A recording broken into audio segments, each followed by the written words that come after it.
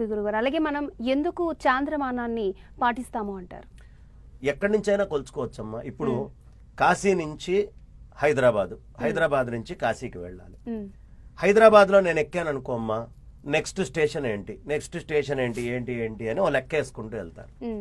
సికింద్రాబాద్ నుంచి ఇటు వస్తున్నాడు, అదే కాశీ నుంచి ఇటు వస్తున్నాడు, అతను వేసుకుంటాడు. అతనికి బీహార్ ఒకప్పుడు తగులుతుంది, ఇక్కడ ఒకటి తగులుతుంది, ఇట్లా తగులుతుంది.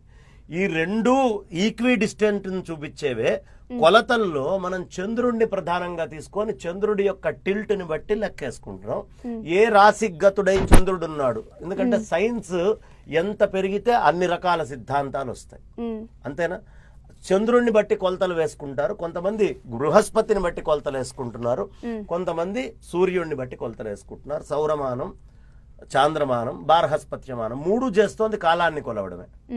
ఎవరి వీలుని బట్టి వాళ్ళు కాలాన్ని కొలుస్తూ ఉన్నారు. ఇది పద్ధతమ్మ. అందుకని మనం అలా కొలుస్తూ కాలాన్ని లెక్క వేసుకుంటూ ఈ పంచాంగాలను తీసుకొని జాగ్రత్తగా అడుగులు ముందరికి వేసుకుంటూ వెళ్దామమ్మా. ఓకే గురుగారు. అలాగే ఉష్ణోగ్రతలో మార్పులు మనం చూస్తున్నాం. వాతావరణ మార్పుల వల్ల వేసవికాలం ఒకలా ఉంటుంది, శీతాకాలం ఒకలా ఉంటుంది, వర్షాకాలం ఒకలా ఉంటుంది. ఈసారి ఎండల తీవ్రత ఇప్పుడు అత్యధికంగా ఉంది.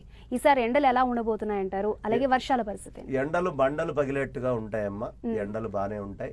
తర్వాత ఈ మేఘాల దగ్గరకు వచ్చేటప్పటికి పిడుగులు ఉరుములతోటి కూడినటువంటి మేఘాలు చాలా విశేషంగా ఉంటాయి. వాయువుతోటి ఉండేటటువంటి మేఘాలు ఉంటాయి.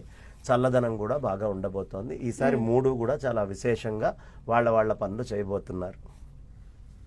ఓకే గురుగారు, ధన్యవాదాలు గురుగారు. అసలు పంచాంగ శ్రవణం అంటే ఏంటి, పంచాంగం యొక్క విశిష్టతని, ఉగాది పండుగ విశిష్టతని, అలాగే కాలాన్ని ఎలా కొలుస్తారు, ఇలాంటి అన్ని విషయాలు కూడా చాలా చక్కగా వివరించి చెప్పినందుకు ధన్యవాదాలు. ధన్యవాదాలమ్మా.